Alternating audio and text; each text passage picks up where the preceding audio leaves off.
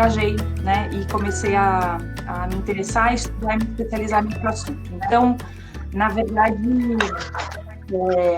a minha presença nessa área, ela tem a ver com um compromisso ético e que tem a ver com uma transformação do que nós vivemos. E eu acho que é uma grande oportunidade poder discutir a escola à luz da educação inclusiva, especialmente quando nós estamos falando da pessoa com deficiência, porque a presença da pessoa com deficiência acaba por escancarar, muitas vezes, as discriminações tantas que acontecem na escola, né? E as dificuldades de muitas vezes a escola pensar numa dinâmica, né, numa proposta pedagógica que, de fato, atenda a todos, né? E eu sempre brinco, todo mundo fala que é difícil incluir pessoa com deficiência, que isso não é assim, que na teoria é bonito, na prática é diferente, aquelas coisas todas de muita resistência, né? E eu pergunto para quem tem tanta resistência em transformar suas práticas, se a gente tirasse hoje todas as crianças com deficiência da escola, estaria bom? E eu tenho certeza que ninguém vai ter coragem de dizer que tá. Justamente porque a gente precisa discutir a escola e não a deficiência, né? Essa é a grande questão. Então, por que tantas vezes, muitas dificuldades para a gente pensar na inclusão escolar da pessoa com deficiência? Porque isso está ligado ao fato de que nós discutimos muito pouco as práticas escolares, a gente discute muito o que a gente identifica como problemas que são manifestados na existência das crianças e dos adolescentes. A família desestruturada, a gente ouve muito isso, né? Não dão educação em casa, a gente ouve muito isso. Vem de um contexto problemático, a mãe tem problema com o alcoolismo, ou o pai. Então, a criança tem dificuldade de aprendizagem, ninguém fala sobre as grandes dificuldades de ensinar e de discutir a escola. Então, a gente vê que, mesmo quando você não está falando de deficiência, recai muito sobre os sujeitos que são os sujeitos que têm o direito à escola, mas recai sobre eles a culpa de que as coisas não dão certo, né? E isso é uma coisa muito curiosa, porque os alunos, eles não estão ali para atender às expectativas dos adultos que são formados e que são pagos para trabalhar ali, né? Deveria ser o contrário. Então, é uma lógica muito curiosa essa, que a gente fica o tempo todo correndo feito um cachorro, sabe, correndo atrás do próprio rabo, discutindo as crianças e as suas condições de vida, né? Como se essa discussão fosse levar a gente para algum lugar, como se a diferença da criança e do adolescente que está na escola, esta fosse responsável por todas as dificuldades que a escola enfrenta, quando, na verdade, é justamente o contrário, né? Então, a escolha do tema da nossa conversa hoje foi justamente a gente tocar num assunto muito problemático, que é a questão da adaptação curricular, que é uma expectativa de muitas pessoas que eu faça atividades materiais, né, e tudo diferente para alguém que eu considero que saia da minha expectativa de aluno ideal, né, com a intenção de que isso resolva o problema de que aquele sujeito está dando um trabalho que eu não teria se ele não estivesse ali. Então, a ideia da adaptação curricular, ela está muito centrada numa ideia de eu não vou mexer na escola, não vou mexer na prática, eu não vou discutir o que eu faço. E para aquele que está escancarando que eu não vou fazer isso, eu pego e faço uma coisa diferente e digo que ele está atendido. Quando, na verdade, a lógica é justamente outra. Por que nós não estamos discutindo? Porque raios que as crianças todas têm grandes dificuldades de permanecer atentas às aulas que são ofertadas, independentemente da gente ter uma criança com deficiência na turma.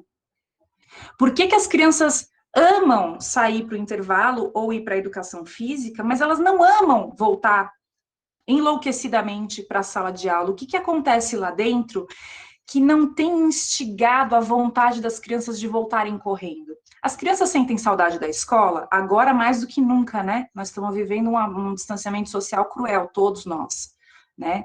Mas chega um momento, e vocês sabem disso, que quanto mais a criança cresce, menos lúdica a escola fica, mais ensandecida a escola fica, porque começa-se a ter uma prática que vai oprimindo e exigindo tanto do professor quanto do aluno. Eu não estou dizendo que o professor também não pena com essa forma de construção da escola, né? E isso naturalmente vai fazendo o estudante se distanciar daquela vontade imensa de ir para a escola. E ninguém discute isso. Acaba que sempre quando as crianças crescem, quando elas ficam maiores, que elas estão na adolescência principalmente, e elas estão ali experimentando outras coisas, entrando em contato com outros assuntos, principalmente numa vida super digitalizada como hoje, né? E com tanta informação. A hora que essas crianças estão saindo da conchinha, né, da família, da e vão ali desabrochando, é muito comum que eles vão se distanciando desse grande interesse pela escola. E ninguém discute o que a escola está fazendo para gerar isso. E aí eu vejo uma produção imensa de textos e de discussões sobre disciplina. Como se falar de disciplina fosse ainda o problema maior. Ou seja, percebam que o fato de a gente não estar discutindo prática pedagógica, de verdade, o que nós estamos fazendo, que materiais, que estratégias, né? Como que nós estamos organizando o currículo, em que espaços, em que tempos, né? Com quais articulações o fato de nós não estarmos discutindo isso, e que, na verdade, é o centro da discussão, faz com que a gente acabe discutindo indisciplina. Mas a indisciplina vem da onde, né?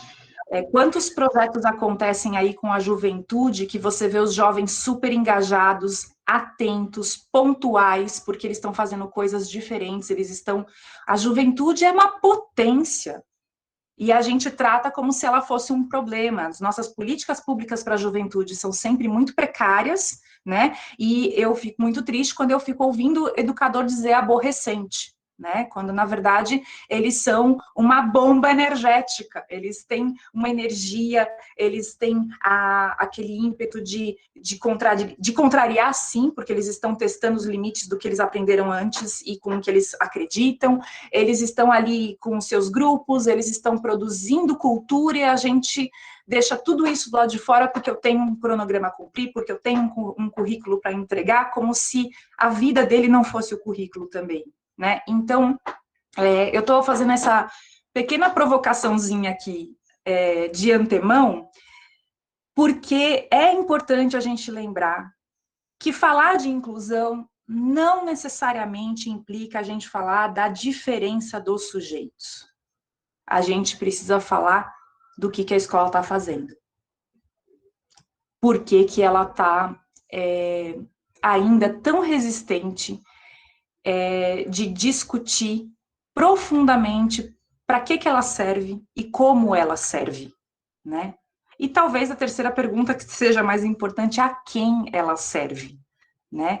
A escola como está construída hoje está a serviço do desenvolvimento integral dos seres humanos que nela estão matriculados? A Constituição Federal garante no artigo 205, que prevê o direito à educação, que as pessoas elas têm o direito à educação com a finalidade de, entre outras coisas, garantir o pleno desenvolvimento do cidadão, da cidadania, ao máximo de suas capacidades. O que isso significa? Que a escola é um lugar único e que todo mundo tem direito a acessar essa escola ao pleno de suas capacidades e não ao pleno da comparação de um aluno com o outro, de uma turma com outra. Então, todas essas questões, elas são basais da discussão da inclusão.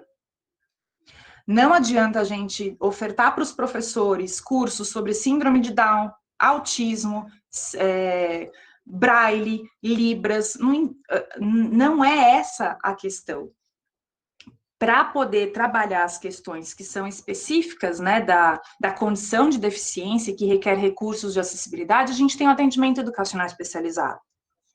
Agora, de nada adianta a gente ter uma educação especial na perspectiva da educação inclusiva se a educação não luta para ser inclusiva. Os professores da educação especial ficam lá tentando pensar em estratégias, em recursos para promover a inclusão, mas isso não encontra eco, não encontra acolhida no projeto político-pedagógico, nas práticas dos educadores, e aí a gente vê que a inclusão numericamente vai crescendo, a gente tem cada vez mais crianças e adolescentes na educação básica com deficiência, com altas habilidades de superdotação, que fazem parte do espectro autista, mas, ao mesmo tempo, essa presença maciça dessas pessoas que sempre foram excluídas tem feito a escola confrontar suas práticas, e eu acho que essa é a questão. Por que o título do nosso encontro aqui hoje é Adaptação Curricular como Instrumento de Discriminação? Porque adaptar currículo primeiro que você está discriminando, você está dizendo, eu vou ofertar menos do mundo porque essa pessoa, na minha concepção, não vai conseguir aprender. Ela não vai conseguir acompanhar, como se a obrigação de um estudante que tem direito de estar na escola fosse acompanhar algo ou alguém, né? Então, essa ideia de acompanhar já parte de uma premissa muito equivocada e bastante discriminadora, né? Agora, a adaptação curricular também está ligada à concepção de deficiência, que é outra questão que é importante a gente discutir. Se eu concebo a deficiência como a incapacidade, né, então eu atrelo a ideia de que ele tem uma deficiência, não por isso ele já está em desvantagem, então tudo que vem dele eu posso admitir que seja menor, porque ele tem essa condição, isso já é uma forma de discriminar. Porque você não está observando as maneiras, né, a forma como aquele aluno aprende, do que ele gosta, o que o interessa, para poder pensar no seu pleno desenvolvimento. Você está nivelando ele por baixo e dizendo, eu só vou te dar isso porque é isso que você vai entender. Como se você, educador, tivesse algum controle sobre a aprendizagem do outro. Não existe. Nenhuma avaliação tem capacidade de saber o que o outro sabe. Porque a aprendizagem é interna, o ensino é externo e coletivo, mas a aprendizagem, ela é interna e individual. Então, uma prova, ela não tem condição de aferir o que o outro sabe, né? Não tem condição de você saber o que o outro sabe de algo, né? Até porque aquela prova pode ser um instrumento que para um funciona, para outro não, né? Então, é por isso que a gente fala que para a avaliação ser justa, ela tem que ser multi-instrumental. Eu posso usar prova? Posso, não tem problema de eu usar um teste. Mas eu também tenho que pensar em outros instrumentos de acompanhamento das produções e das aprendizagens e das expressões desse sujeito para poder fazer uma avaliação justa. Porque se uma criança não fala e eu só faço uma prova oral, eu já não fui justa com a criança que não oraliza.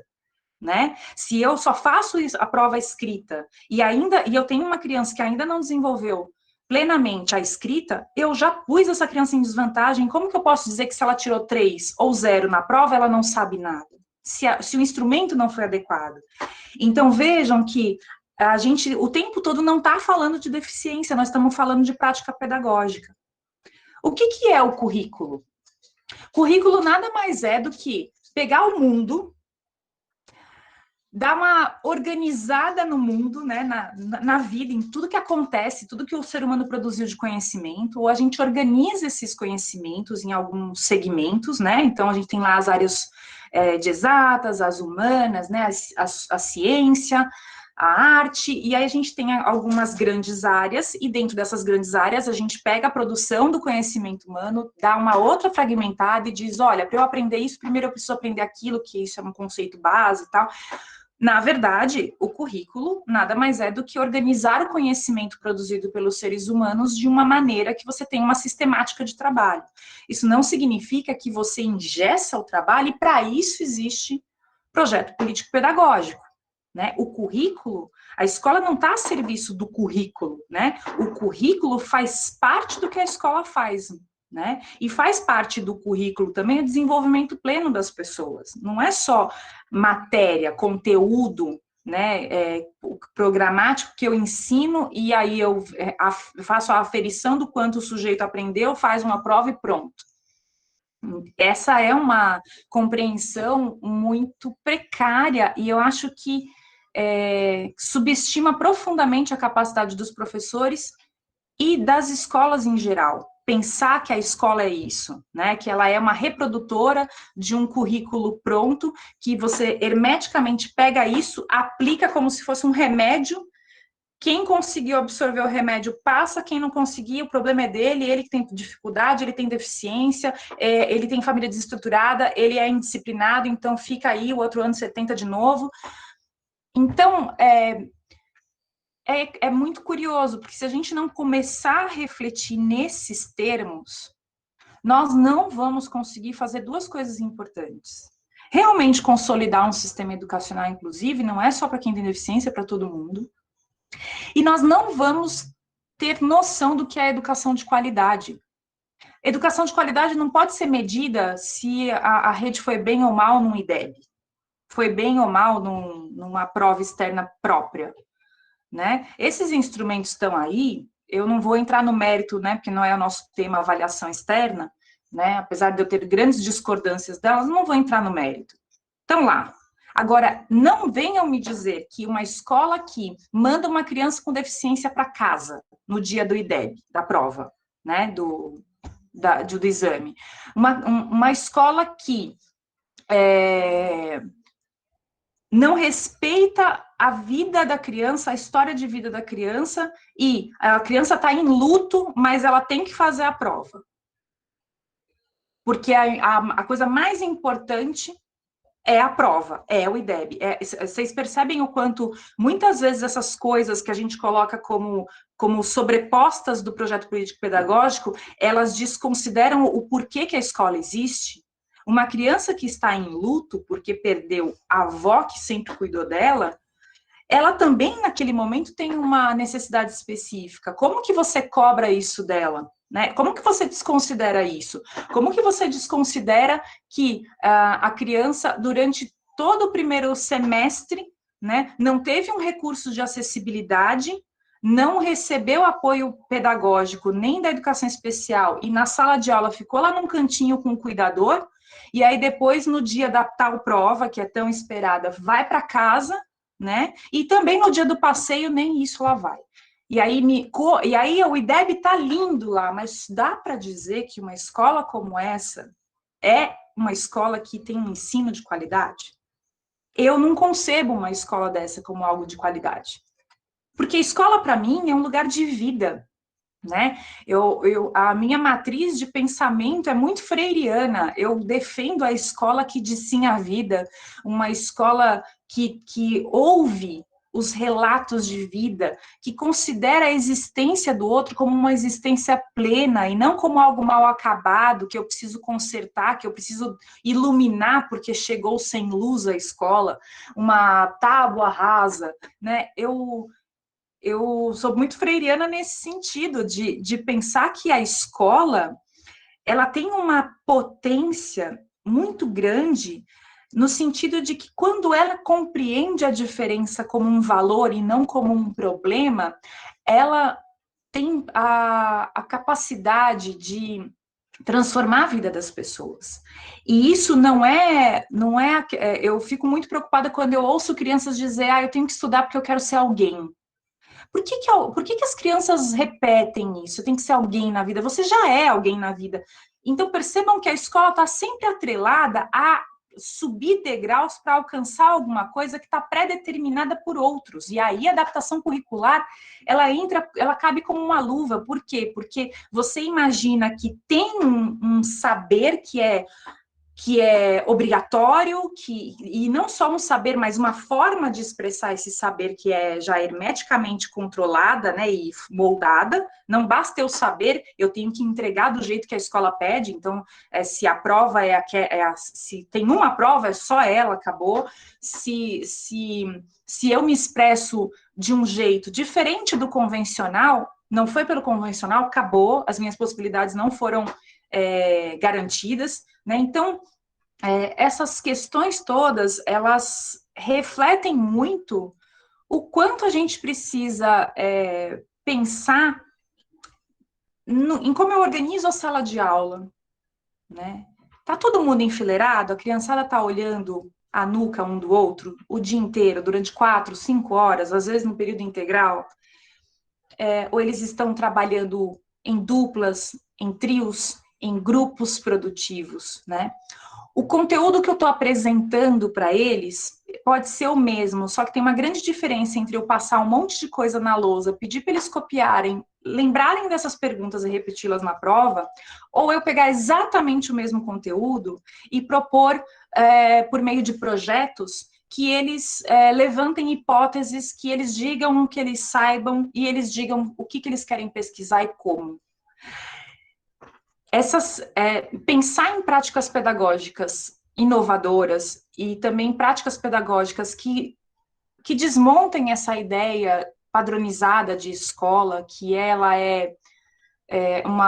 as aulas, né, são muito como se fosse um professor palestrante, né, que exige o tempo todo que as crianças se silenciem, que prestem atenção nele, e que não traz materiais ou desafios que impliquem na curiosidade e no interesse dessas crianças.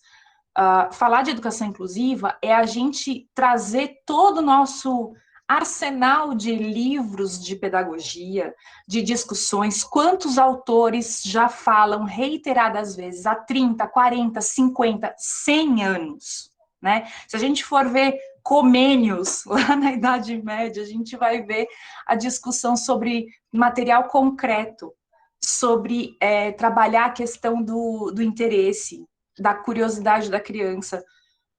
E aí a gente continua lendo todas essas coisas, passando no vestibular, passando no concurso, fazendo uma prova, dando um texto para um colega ler, olha que legal, e isso não encontra eco, de fato, nas práticas pedagógicas. Você entra na escola, se a escola é muito barulhenta, tem gente que reclama. Se as crianças não estão sentadas, tem gente que reclama. Se as crianças não fazem fila, tem gente que reclama. Aliás, fila, por favor, aonde eu vou e encontro professores, eu sempre peço a mesma coisa. Se vocês acharem um educador decente que defenda a fila com propriedade, né, me manda o texto, por favor. Porque eu não sei de onde saiu essa ideia de que fila faz algum sentido na escola, mas ainda é um instrumento plenamente utilizado e que não tem nenhum efeito prático, nem na cidadania, nem na organização, nada. A fila serve para nada. E é muito curioso, porque eu trago a fila como um exemplo de coisas que são reproduzidas sem grandes discussões. E além da fila, o que mais a gente faz sem grande discussão? Quantos textos a gente já leu sobre trabalho por projetos? Quantos textos a gente já leu sobre, por exemplo, as inteligências emocionais, os canais diferentes de expressão e de comunicação? Tem criança que é mais visual, tem criança que é mais...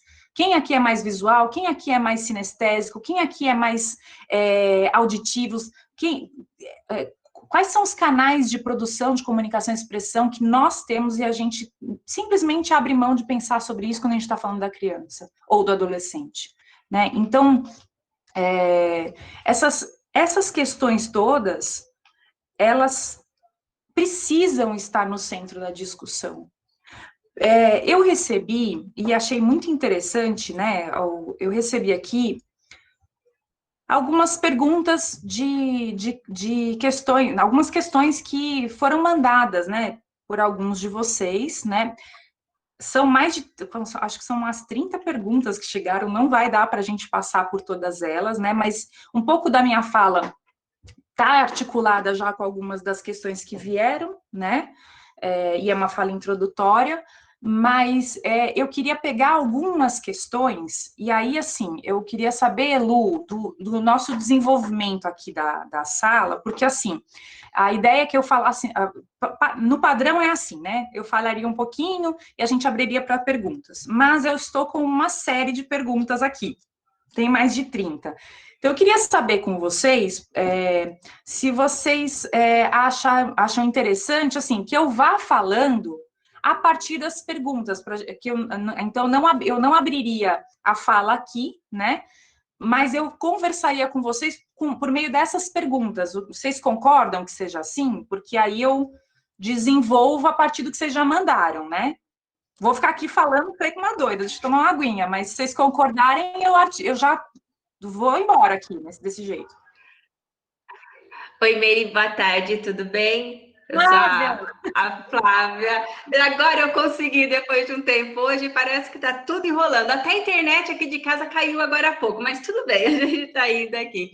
Eu acho que você pode ir pelas perguntas, porque na verdade nós fizemos um junto de tudo que a gente vai ouvindo um pouco dos professores, né? Tá, E aí depois a gente abre para as perguntas, aí se ficou mais alguma dúvida, alguma coisa, alguém pode aproveitar. tá bom. Tá? Mas eu agradeço muito a sua disponibilidade, estar aqui com a gente, está sendo muito produtivo, a gente que vem para tirar um pouquinho as nossas angústias enquanto educação especial, as nossas discussões. Muito obrigada, viu?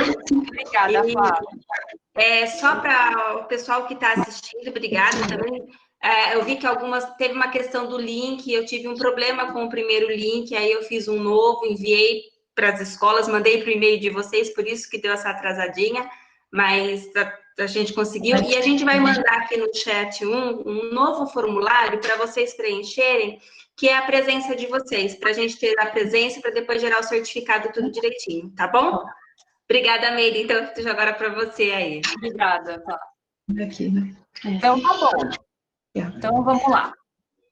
Eu vou fazer o seguinte, ó, tem uma série de perguntas, eu vou pela ordem que chegaram e talvez algumas se repitam, né? E aí eu vou eliminando as que forem repetidas, tá? Primeira pergunta, qual a diferença entre flexibilizar e adaptar? Na prática, absolutamente nenhuma. É que flexibilizar começou a aparecer como uma forma mais bonitinha e disfarçada de dizer que eu estou adaptando o currículo. Porque as duas coisas estão relacionadas a mexer no currículo em razão da deficiência, em razão da condição do aluno. E aí tem a ver com o que eu falei agora há pouco. O currículo é a organização do mundo. E quando eu mexo no currículo, ou seja, eu diminuo o currículo, porque o aluno tem esta ou aquela condição, o que eu estou dizendo? Que ele não tem direito de acessar o mundo. Mas meio eu vou dar para uma pessoa que não está alfabetizada uma super expressão matemática de segundo grau. Vejam bem, a forma como eu penso na aula tem que ser concebida para que as pessoas, elas desempenhem, elas tenham o seu desenvolvimento ao pleno de suas capacidades. O que significa que eu preciso pensar em como organizar as atividades e o currículo a partir de um grupo que está junto. Se eu penso na aula só como pego um conteúdo, organizo, ponho na lousa, dou 30, 40 exercícios, mando para casa, dou lição de casa, e aí depois eu faço uma prova. Primeiro que isso é uma visão de escola bastante conservadora e eu diria decadente, né? Porque em que medida isso está formando as pessoas para serem pessoas positivas ou que construam coisas bacanas no mundo, né? Que a sua existência seja plena para a sua própria felicidade, para o bem-estar coletivo. O que é formar cidadãos? Que é um termo que aparece o tempo todo, né? A escola quer formar cidadãos, só que na hora que o aluno vai reclamar que um equipamento da escola está quebrado ou que a aula está chata, ele não tem direito de falar. Então, cadê o direito da cidadania dele? Todo mundo avalia professor, mas aluno não tem aluno, mas aluno não tem direito de avaliar o professor, por exemplo. Então, cadê a voz do aluno enquanto cidadão? Todo mundo fala de gestão participativa, gestão democrática, mas os alunos geralmente são alijados do direito de decidir sobre as questões da gestão da escola. Como que vão ser aplicados os recursos, se eles preferem, tem esse recurso aqui, a gente tem que consertar a quadra ou a gente tem que comprar mais livros para a biblioteca, vamos conversar com as crianças, né? Ah, não, a gente vai fazer um mutirão para ajudar a consertar a quadra porque a gente quer os livros, né? Ou não, a gente conseguiu uma doação aqui para a biblioteca, a gente vai então investir. Não, ninguém pensa que cidadania se constrói no dia a dia. Então, não adianta você dar um conteúdo, e vejam como é interessante isso, não adianta você dar um conteúdo sobre cidadania. Hoje eu vou dar aula de cidadania, e aí você vai lá e acha que, ao explicar para o aluno como funciona um processo eleitoral, né, ou dizer o que são direitos, o que são deveres, você está trabalhando cidadania. Não. é a vivência e o contato com o conteúdo que faz a construção do conhecimento. E isso tem a ver com como eu planejo e oferto isso. Então, a flexibilizar e adaptar, se você está falando, se você está usando esses dois verbos vinculados ao currículo, é a mesma coisa. A flexibilização, se eu estiver falando, vejam bem, ó, prestem muita atenção porque tem uma diferença gritante no que eu vou falar.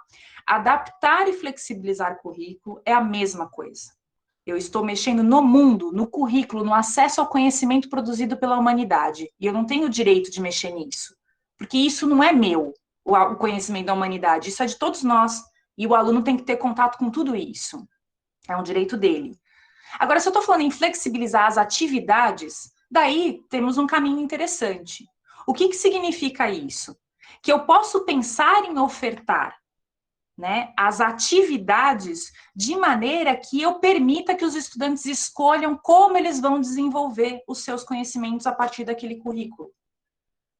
Se um grupo prefere trabalhar aquele conteúdo por meio de uma pesquisa e uma interpretação de teatro, que eu permita que eles façam isso. Se eles querem fazer um evento para explicar alguns fenômenos da natureza, eles querem fazer uma feira de ciências na sala de aula, né? E que seja um projeto coletivo, então, flexibilizar atividades nesse sentido de você pensar de você não ter uma coisa só, uma proposta que é sua, que saiu da sua cabeça de forma...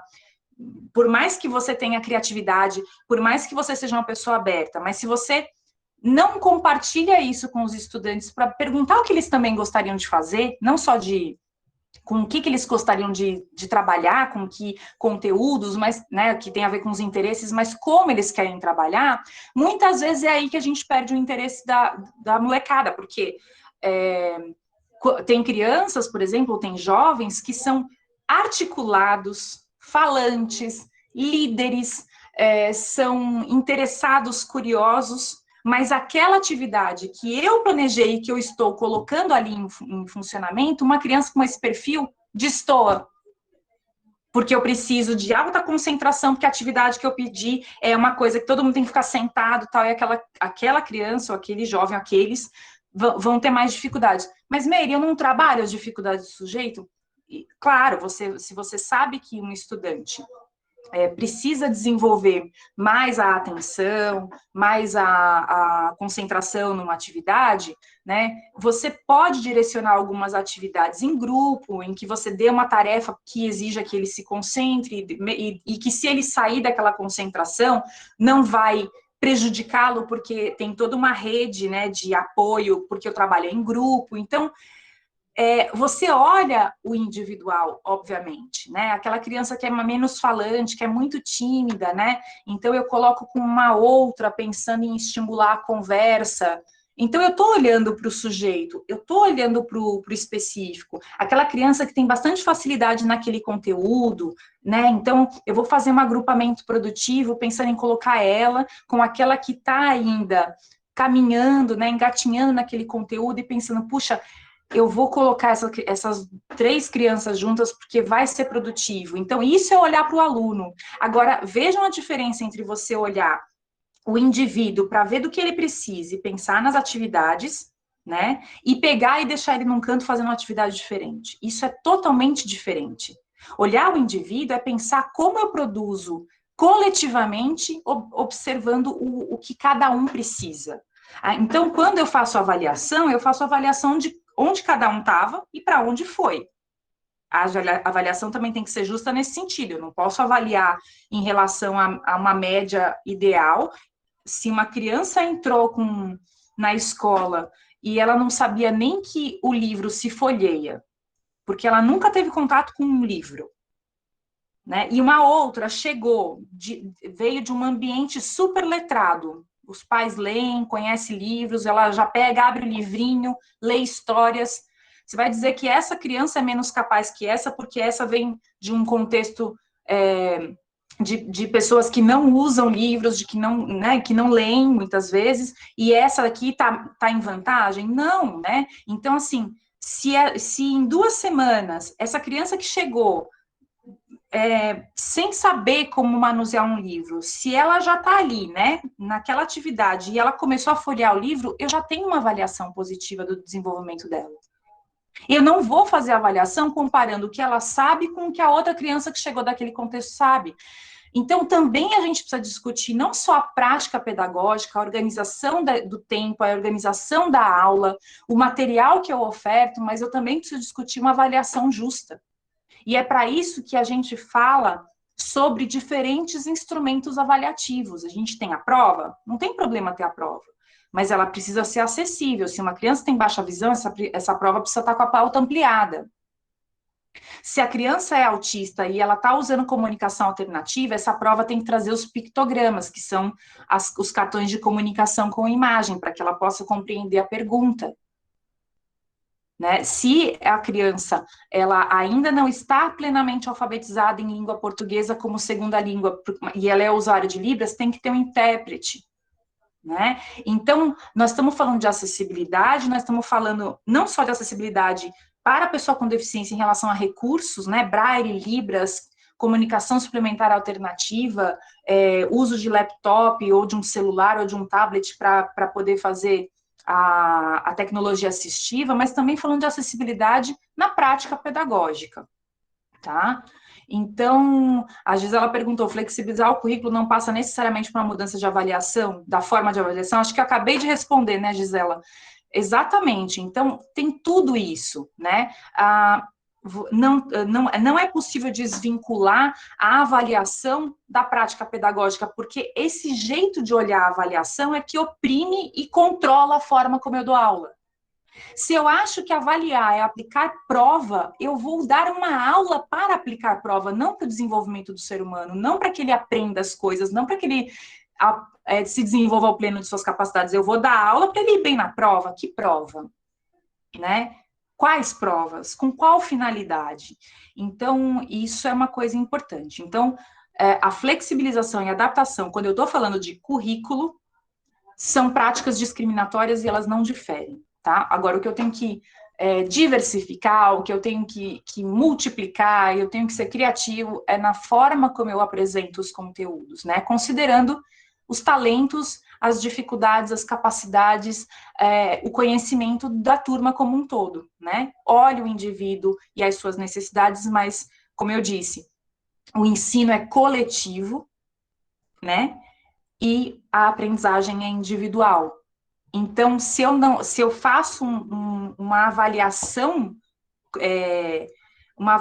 que olha um padrão, eu não estou levando em consideração que a avaliação ela vai tentar aferir o que o sujeito, qual é o relacionamento do sujeito com aquele conteúdo. Então, ela precisa considerar as características do sujeito, né? Portanto, a avaliação não pode ser um pressuposto do que eu faço enquanto estratégia pedagógica. Ao contrário, eu ofereço estratégias pedagógicas inclusivas e penso em múltiplos canais ou instrumentos de avaliação para eu poder avaliar o sujeito com justiça.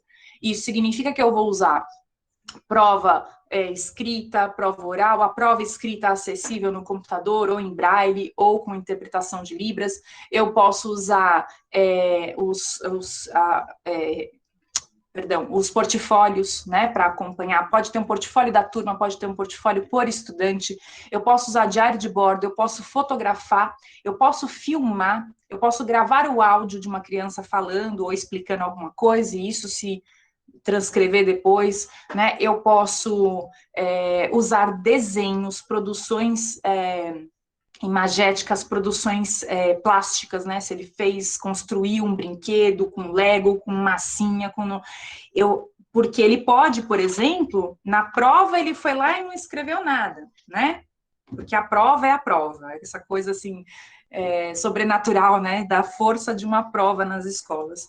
Só que aí o sujeito está lá e ele pegou e fez um dinossauro com a massinha, né? E a aula anterior tinha sido sobre dinossauros, sobre os restos encontrados dos dinossauros, enfim.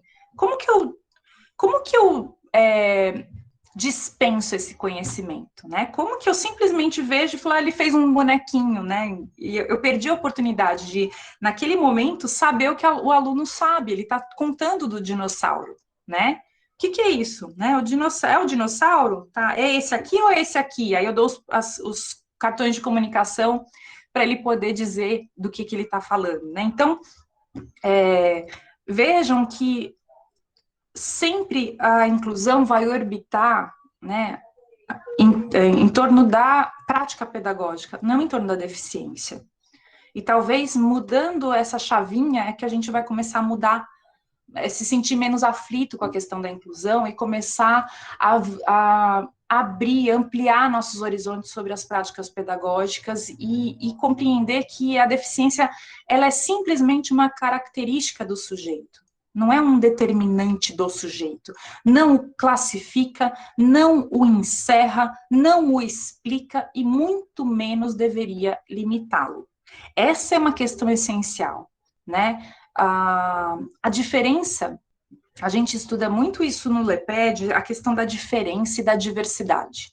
Nós não usamos o termo diversidade porque a diversidade implica em fazer comparações, né? Eu sou diferente de, né? Há uma diferença entre isto e aquilo, né? Então, a diversidade está centrada no diverso, no que está confrontado. A diferença, e esta deveria ser o verdadeiro ingrediente, né, da escola, a diferença, ela é irrepetível, ela é irredutível, inapreensível, e ela é do sujeito, né? Nós, por sermos seres únicos, a diferença se manifesta em todos nós, não neste ou naquele sujeito que se chama de o diferente, né? Não existe o diferente. Essa ideia de ele é diferente vem da diversidade, a gente não trabalha com esse termo. A diferença pura é algo que é do sujeito e que muda em relação ao próprio sujeito. Eu pergunto para vocês aqui, né? Quem de vocês é pai ou é mãe? Ou avô, ou avó, né? Aí eu pergunto, vocês podem dizer para quem é pai, mãe, avô, avó, que vocês são os mesmos do dia antes e do dia depois do nascimento de um filho? Dá para dizer que eu sou exatamente a mesma pessoa? Quem terminou já de ler um livro e quando fechou o livro falou, meu Deus, caramba, né? E que o livro foi uma jornada, né? Ou um filme, né? Que você foi dormir vários dias pensando na história e o quanto aquilo mexeu com você. Quem já passou por um trauma, um susto, quem já ouviu uma música, ou sentiu o vento, ou viveu uma experiência que perpassou a sua existência? Por que eu estou dizendo isso? Porque eu preciso trazer essas concepções, essas ideias, para poder explicar um pouco o conceito de diferença e por que ele é importante na escola. A diferença, ela é algo intrínseco a todos nós. Só que ela não é algo que eu comparo com o outro, porque eu não posso comparar nem comigo mesma. A diferença, ela é multiplicada dentro de nós mesmos. Então, não dá para você dizer que o seu RG é o mesmo, né? Você é a mesma pessoa, claro. Mas não dá para você dizer que você não está mudando o tempo todo. Quem disser que é igualzinho quando tinha 20 ou 15 anos, vai estar mentindo, né? Fala, quando eu tinha aquela idade, eu fiz isso, eu pensava aquilo, né? Continuamos sendo os mesmos, só que nós vamos nos diferenciando de nós mesmos. E aí é que está o pulo do gato. É por isso que é tão importante entender essa concepção, para a gente mudar a nossa chavinha sobre inclusão, principalmente sobre prática pedagógica, né? Não há comparação possível entre as pessoas. E como a diferença é algo que se manifesta no sujeito em relação a ele mesmo, ou seja, a gente está mudando o tempo todo em relação a nós mesmos, eu não tenho o direito e nem a capacidade de determinar o que o outro pode fazer, até onde ele pode ir, o que ele vai ou não aprender, porque não está no meu controle, não está nem no dele. A forma como a gente se relaciona com os acontecimentos da nossa vida provocam mudanças na gente que nós não somos capazes de explicar. Se a gente fosse fazer uma prova na nossa vida sobre o que a gente sabe a partir do que nós vivemos, a gente vai tomar 0. Sabe por quê? Porque as coisas acontecem, a gente aprende, a gente vive, a gente experimenta os acontecimentos na vida, mas nem a gente é capaz de dizer o que aquilo tudo que nós vivemos, experimentamos, né, aprendemos, nem a gente tem capacidade de dizer o que aquilo provocou na gente. O que aquilo nos fez aprender. Às vezes você passa por uma situação e anos depois você toma uma decisão porque algo lá atrás te fez fazer algumas compreensões. Eu perdi meu pai recentemente, né? Infelizmente, foi uma das vítimas da Covid, né? E o quanto, assim, eu estou aprendendo, né? Depois da ausência dele, já faz 2 meses, o quanto... E aí, é claro, né? A ausência da pessoa faz você trazer a pessoa muitas vezes, né? Para o teu pensamento. O quanto eu estou entendendo de coisas que eu aprendi com ele ou coisas que eu tenho dele. Então, vejam que essa é a diferença pura. Eu não tenho condição de dizer até onde o outro pode ir, como eu vou adaptar alguma coisa para ele, quem sou eu para dizer que ele não vai entrar em contato com o ciclo da água? Ele não vai entender. Quem sou eu para impedir que ele participe de um grupo que está desenvolvendo uma pesquisa que usa expressões matemáticas complexas? O que ele vai aprender, o que ele vai assimilar, como ele vai se relacionar com o conteúdo, não está no meu controle. Eu preciso avaliar que saltos ele deu em relação a ele mesmo, e isso tem que ser para todos os estudantes. Por isso que a avaliação refratária, flat, né, que assim, essa avaliação reta, ela é injusta para todo mundo. E é aí que nós perdemos também as nossas crianças com altas habilidades de superdotação. É nessa prática reta, né, que não leva em consideração essa potência e essa característica da diferença que é algo que é interna e que é de cada um, né? Como diversificar propostas dentro de um conteúdo único? Olha, eu acho que essa pergunta eu já um pouco respondi, né? Como diversificar propostas se eu tenho um conteúdo único, né?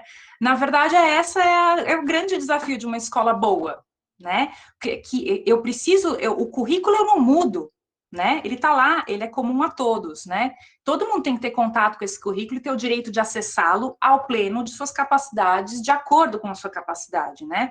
O que é mágico, incrível, potente, maravilhoso da escola, gente, é que o professor, ele tem garantido pela Constituição, professores e escolas, a liberdade acadêmica, de construir o seu projeto pedagógico, de sair da sala de aula. Hoje a aula vai ser embaixo da árvore. Hoje nós vamos fazer a aula, eu consegui uma parceria, nós vamos aprender como é que faz pão na padaria. Hoje nós vamos contar quantas pedrinhas tem no chão, nós vamos pegar o barbante, nós vamos medir a escola inteira. Estou trabalhando matemática, estou trabalhando o fermento, que é uma reação química, eu estou trabalhando um monte de coisa, só que eu não estou enfileirando as crianças para que uma aprenda quantos fios de cabelo tem na nuca do outro.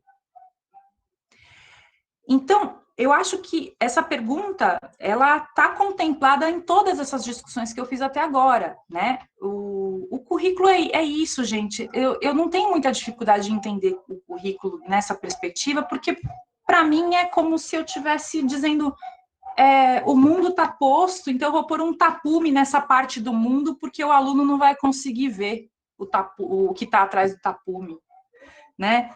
Não funciona assim. O currículo é tudo de bacana que o ser humano conseguiu organizar de conhecimento.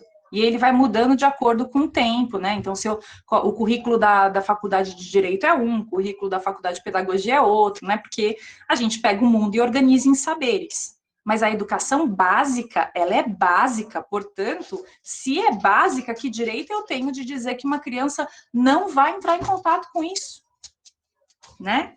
Então, eu acho que a adaptação curricular, ela não só discrimina o aluno, mas ela subestima a capacidade do professor. É como eu entendo essa ideia, né, de fazer algo diferente só para aquele aluno. né? Porque como se o professor não tivesse conhecimento, criatividade, potência para fazer aulas interessantes, com estratégias interessantes, com materiais interessantes. Quando você tem uma criança cega na turma e você precisa explicar um poliedro, e esse poliedro eu construo em 3 dimensões com palito de sorvete para que o estudante entenda o que é uma face, o que é um lado, né? Para que ele possa tocar aquele poliedro em 3 dimensões, né? Tá, o objeto está na mão dele. Em que momento isso que eu fiz para esse aluno não vai facilitar o aprendizado de todos os outros, né?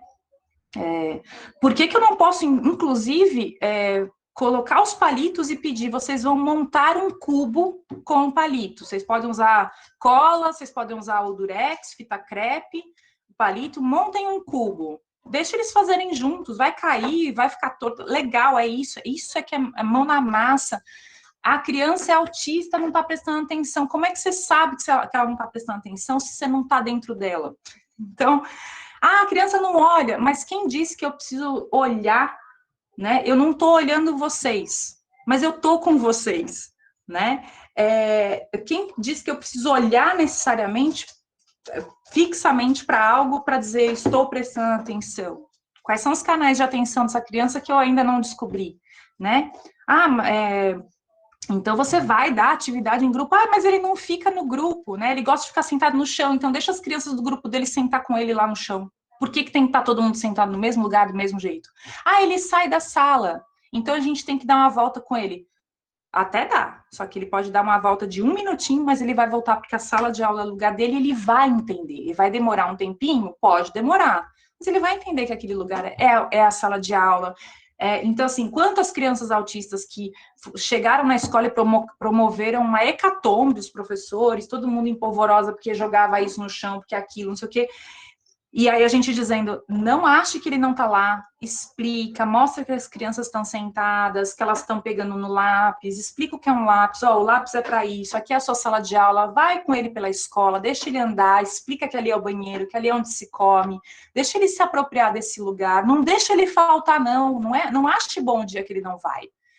Quanto mais ele vai para a escola, quanto mais ele entende o que acontece ali, melhor vai ser o desenvolvimento dele, mais tranquila a coisa vai acontecer. Quanto menos ele aparecer na escola, toda vez vai ser um estresse. Então, vamos trabalhar para ele estar lá.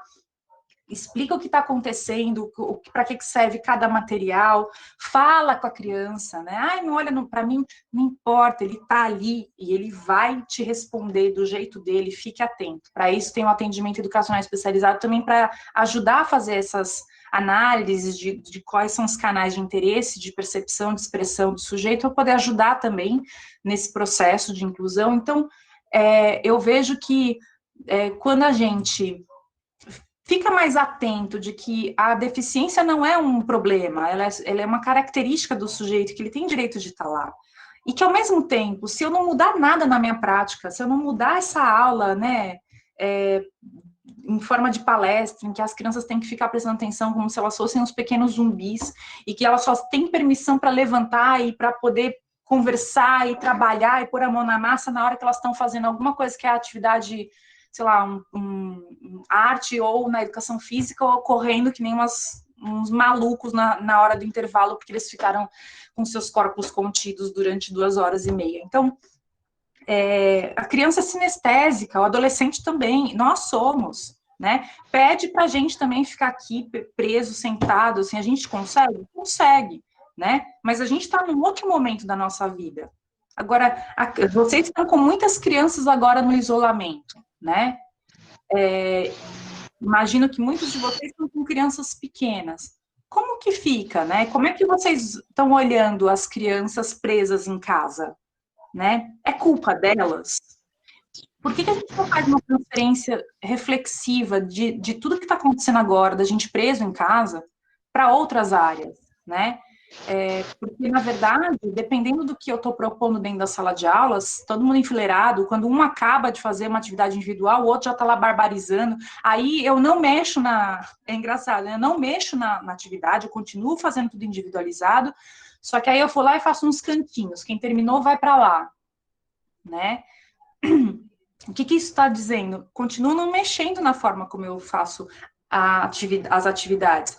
Mas Meire, Poxa, então não vou fazer nunca atividade individual? Claro que não. Eu não estou dizendo que as práticas que a gente usa hoje são vedadas, que elas são impeditivas de um bom ensino. Não, eu estou falando que centrar a prática nisso é o problema.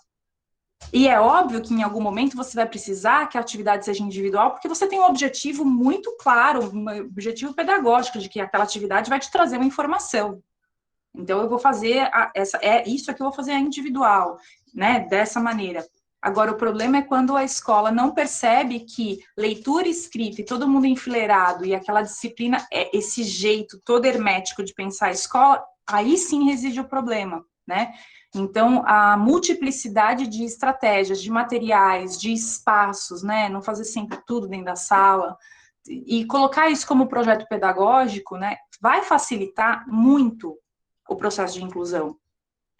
Porque a coisa começa a andar num ritmo em que o fato de ter uma criança em pé não vai mais ser um problema, porque as outras também estão em pé, levantaram para pegar o material, elas estão trabalhando em grupo, por que precisa ficar sentada? Elas não podem ficar em pé enquanto estão conversando ou construindo alguma coisa, ou olhando um livro, ou entrando na internet, né? Então, acho que é importante a gente pensar sobre isso, né? E pensar também, essa pandemia tem me feito refletir muito sobre essas desigualdades sociais com as quais a gente está o tempo todo em contato na escola pública e que muitas vezes são desconsideradas quando a gente pensa nas estratégias da escola.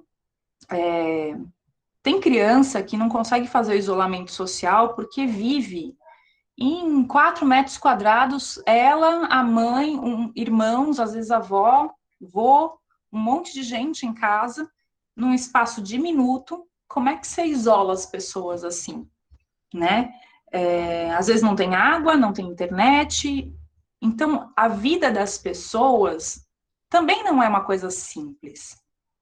E as crianças, elas são grandes vítimas das desigualdades sociais e elas estão nas escolas majoritariamente. A gente tem um número de crianças na escola muito grande aqui no Brasil, né? Uma porcentagem alta. A gente está com 97% das crianças em idade escolar no ensino fundamental, né? A gente tem uma taxa menor no médio e no infantil, mas no fundamental a gente está com quase todo mundo na escola. Isso significa que as crianças de todas as camadas sociais estão na escola, inclusive aquelas que vivem em extrema pobreza, com falta de tudo, que come na escola, e que é na escola que respira, que essa criança consegue respirar, que essa criança consegue correr. Porque se ela corre na casa dela, ela está correndo o risco de ficar doente porque tem esgoto a céu aberto, porque ela mora numa palafita, porque ela mora num lugar de invasão que não tem acesso à água e nem a esgotamento sanitário. Então, a hora que ela chega na escola é a hora que ela pode correr, a hora que ela pode comer, a hora que ela pode sorrir, ou ela não tem aquela responsabilidade, porque ela é pequenininha, mas ela cuida os outros 2 irmãos que são menores do que ela.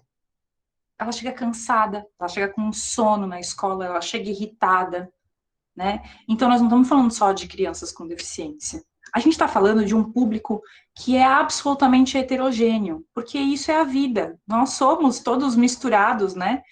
E todos diferentes. Então, isso precisa ser considerado para que eu também pense que o momento da escola é um momento de suspensão de tudo aquilo que muitas vezes oprime a criança lá fora.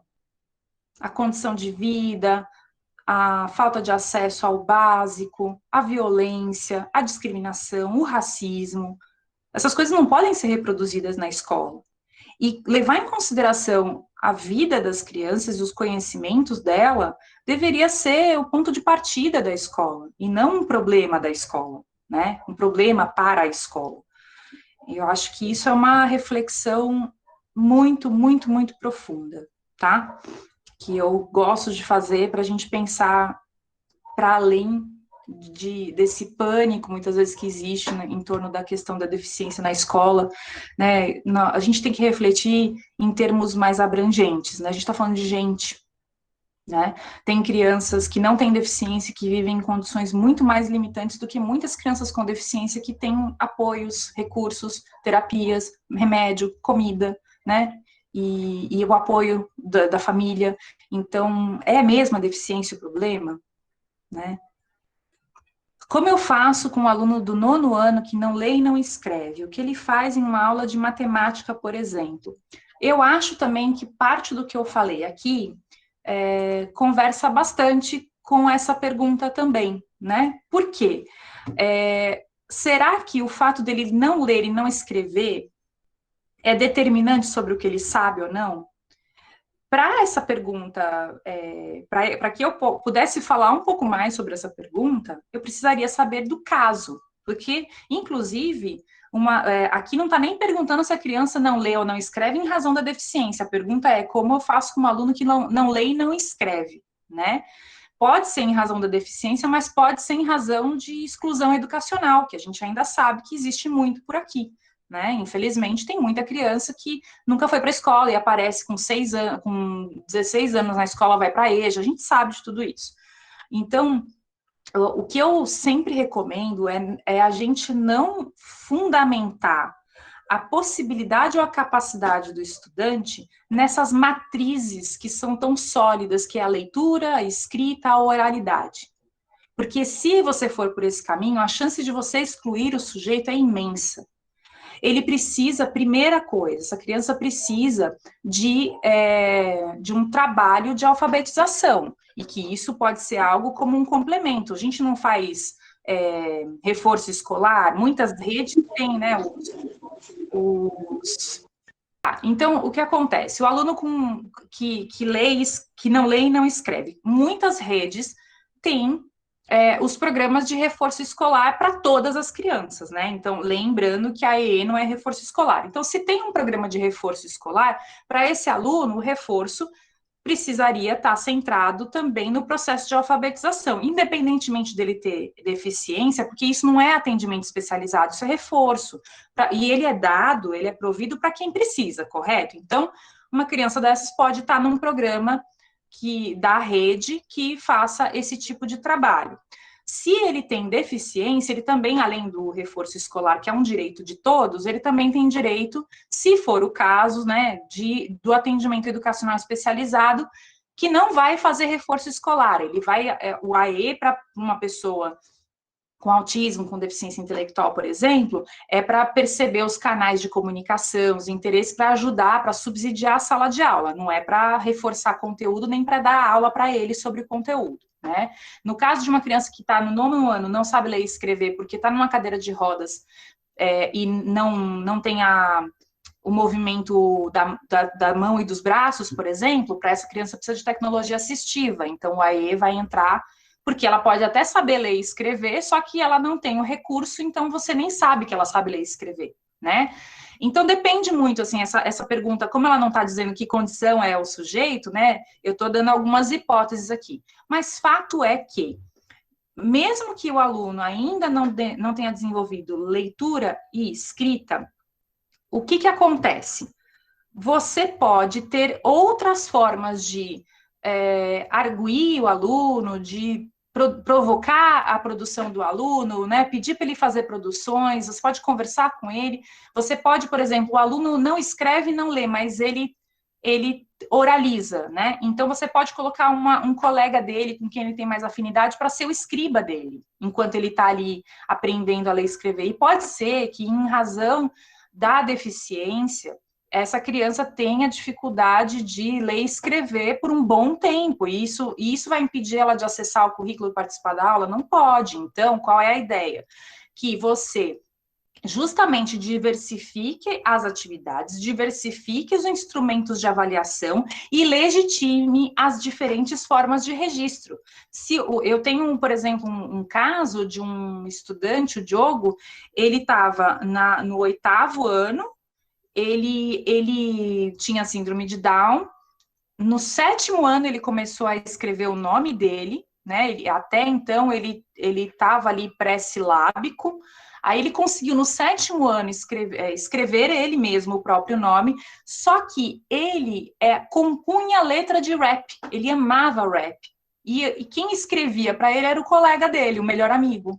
Então, ele era autor das letras, ele que criava as letras, ele fazia as rimas.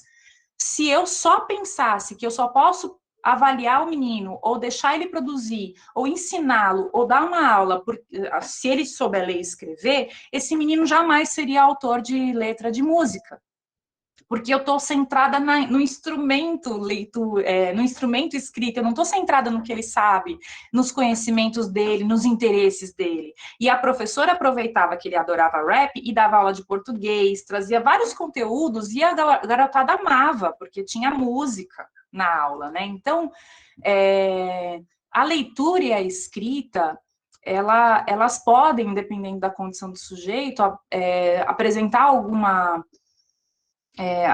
dificuldade de ser desenvolvida, mas isso não pode impedir que o aluno acesse o currículo e participe de tudo. Eu tenho que achar os canais de comunicação e de expressão dele para eu poder ofertar com dignidade e também permitir que ele mostre o que ele sabe da maneira que ele pode, né? Então, eu não vejo muito problema num aluno que não lê e não escreve, a não ser que eu só pense na aula a partir de leitura e escrita, né? E eu ignore todos os canais expressivos e comunicativos que o ser humano é capaz de produzir.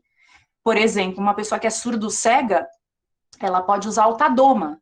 O Tadoma a pessoa, o intérprete põe a mão do surdo-cego na sua garganta, né, na garganta do intérprete, e a partir da vibração, o surdo-cego sabe o que o intérprete está falando. Então, ele pega e fala pela vibração da garganta, o surdo-cego compreende o que está acontecendo. Libras tátil, na mão, o surdo-cego também pode usar. Tem também uma forma de você se comunicar usando as costas do surdo-cego. E aí você vai dizer que isso não são formas de comunicação e de expressão, né? São. Só que isso precisa ser legitimado e incorporado na prática da escola como algo natural. Não pode ser visto como algo impossível e muito menos ignorado pela escola, né? E por isso que a gente trabalha muito fortemente para que os professores do atendimento educacional especializado cada vez mais conheçam todas essas ferramentas, se especializem nela, para que, de fato, a escola possa estar apoiada no que diz respeito a recursos, estratégias de acessibilidade e também sobre as diferentes linguagens que a gente pode, né, as diferentes línguas e linguagens, né, a língua brasileira de sinais é uma língua e o Braille, né, é um código. A Libras Tátil também é uma forma de comunicação, e tudo isso precisa estar incorporado como algo natural da escola, né? Então, centrar as coisas só em leitura e escrita, a meu ver, empobrece bastante as possibilidades educativas, né? O trabalho do professor fica muito limitado se você acha que é só a partir daí que o sujeito pode desenvolver o seu conhecimento, né? Como posso dar conta do aluno com deficiência e dos outros alunos? Eu acho que essa pergunta, a melhor resposta que eu posso dizer para essa pergunta é, considerando que o aluno com deficiência é só mais um aluno, né? Me preocupa muito quando eu ouço, eu tenho 25 alunos e mais 2 de inclusão. Quando essa fala é muito pesada, porque ela já está dizendo que tem 2 que estão errados lá dentro, que estão dando mais trabalho, que trazem uma sobrecarga. Eu fico muito preocupada com isso, porque dar conta é como se fosse assim, tá demais, né? Sabe por que tá demais? Porque a aula tá estruturada desse jeito que a gente estava discutindo, que eu estava trazendo até agora.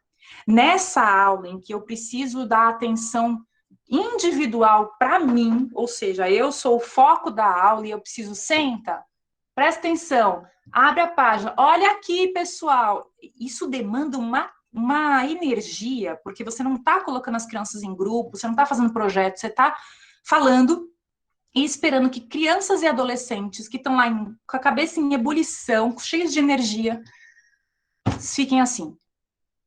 De fato, você não está dando conta nem do aluno com deficiência, nem de todos os outros. Repito, tira o aluno com deficiência da turma e me responde se está tudo bem. A resposta é não. Então, sabe por que não está tudo bem? Porque as estratégias pedagógicas escolhidas, elas confrontam com a natureza das crianças e dos adolescentes. Se elas forem centradas nesse jeito de dar aula, em que alguém fala, dá uma tarefa individual, entrega a tarefa, um entregou antes, o outro depois, aí o outro que já entregou começa a fazer bagunça, aí o outro perde a concentração, aí ele vira um problema, aí as crianças acham que aquela criança é um problema, porque ela está atrapalhando. Essa lógica produtiva me preocupa bastante, porque eu acho que é dela que decorre esse tipo de dúvida, né? De dar conta de um aluno com deficiência e dos outros. Primeiro, você está dizendo que o aluno com deficiência é um problema. Acabei de dar um exemplo de que uma criança que tem deficiência e que tem todos os recursos de acessibilidade providos, né? E ela tá lá com o tablet dela para fazer a comunicação alternativa, ou ela tá lá com reglete ou punção, ela é cega e ela tá fazendo em braille, ela tá lá acompanhando o ritmo daquela dinâmica da aula, tá tudo bem. E tem uma criança em luto. Como que você dá conta da criança em luto e mais todos os outros? E aí, hoje, apareceu um que quebrou a perna e a escola não tem rampa. Como que você dá conta do que quebrou a perna e todos os outros? Eu acho que é um pouco isso, assim. Primeira coisa, não existe isso. Tenho tantos alunos mais X de inclusão. Eu acho que essa fala é discriminatória. Ela coloca a deficiência num lugar de problema. Ela inferioriza as crianças com deficiência. Ela discrimina. Eu acho uma frase cruel, tá? E eu não falo isso, assim, de uma forma ofensiva para quem fez a pergunta. Eu estou conversando com a ideia por trás dessa pergunta, tá? Porque ela é muito recorrente, essa afirmação, ela é muito recorrente, né? Porque ela está calcada numa ideia de que a deficiência é algo ruim. Então, se ela é algo ruim, de antemão, eu não tô dizendo o João, como eu dou conta do João mais os outros? Não, como eu dou conta de alguém com deficiência mais os outros? Só que o João pode ser uma criança com síndrome de Down que está super antenada em tudo, está produzindo, está bem com os professores, chega pontualmente, a mãe é presente, é uma criança com síndrome de Down que está lá de boa, né? Mas tem um outro que está sofrendo violência doméstica e que todo dia bate nos colegas, porque é uma criança que está nervosa o tempo todo, com medo o tempo todo. Então, por que a criança, por ter deficiência, ela é colocada dentro da construção de uma frase como essa? Por causa dessa ideia de que a deficiência, ela não é só uma característica do sujeito, ela seria algo ruim do sujeito. Né? Mudar isso é muito transformador. Olhar que existe uma pessoa antes da deficiência é a grande transformação que a gente precisa fazer, né? E a próxima pergunta: quem deve adaptar a atividade? Acho que está claro que ninguém, né? Eu vou até pular essa pergunta, justamente porque, conforme o tema da nossa aula, a adaptação curricular, né, ela é um instrumento de discriminação. Então, ninguém deve adaptar a atividade alguma, né? A gente pode fazer adaptação de material, por exemplo. Um material que está no livro e que mostra um poliedro lá na imagem do livro, eu posso fazer um material adaptado e criar o poliedro em 3 dimensões, como eu dei o exemplo, né? Então, eu vou fazer um mapa e eu estou trabalhando com uma criança cega, então as legendas, em vez de ser em cor, eu vou fazer em textura. Então, eu faço um mapa tátil para que ele possa ver. Aqui a região nordeste do Brasil tem essa forma e está na textura de uma lixa. Eu usei o veludinho para fazer a região sul. Eu usei outra textura, sei lá, com arroz para fazer a região norte. E aí, isso é uma adaptação de material, tá? Isso é um material acessível, né? Então, são materiais adaptados para uma necessidade específica em decorrência de uma deficiência. Claro, a gente não está aqui para fingir que a deficiência não existe, né?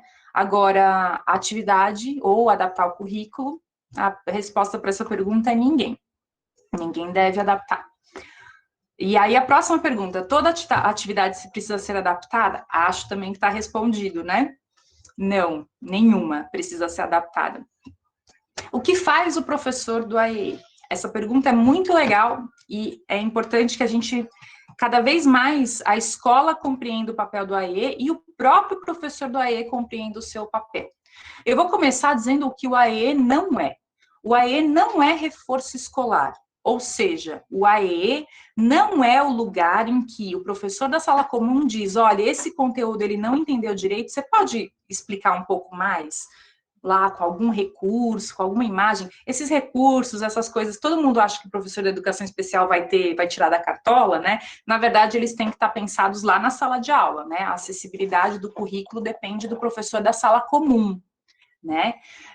A acessibilidade da aula depende do professor da sala comum, de acordo com tudo que nós discutimos até aqui. Outra coisa que o professor do AE não faz, ou seja, o AE não é o local de ensino de conteúdos. Então, ele não reforça, então, portanto, ele também não ensina.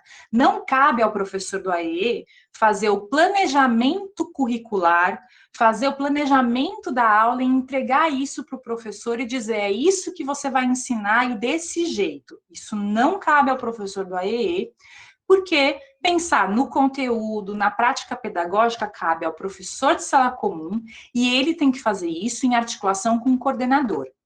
O que um coordenador faz? Ele cuida da formação continuada da sua equipe, ele observa as práticas pedagógicas, ele discute as práticas pedagógicas, ele vê o planejamento, ele vê os materiais, ele organiza a proposta pedagógica para que todo mundo fale a mesma língua, né? Então, isso tudo tem que estar discutido. E como a gente não está, como a gente mudou a chavinha, lembram?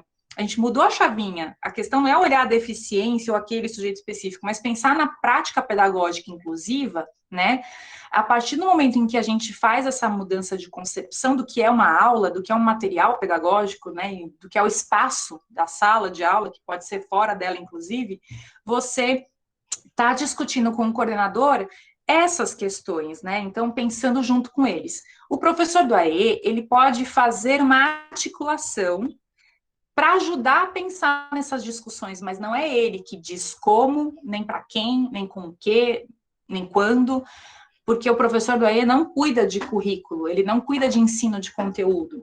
Ele pode ajudar a pensar junto, por exemplo. Então, a professora tem uma ideia de trabalhar tal conteúdo e ela quer que as crianças ela vai fazer um projeto e as crianças decidiram que o projeto que eles vão fazer daquele conteúdo vai ser a partir de uma peça de teatro, tá? Então, essa é a estratégia que ela encontrou de ensino, ela definiu o conteúdo, ela viu como ela vai trabalhar aqueles conteúdos dentro da peça, né?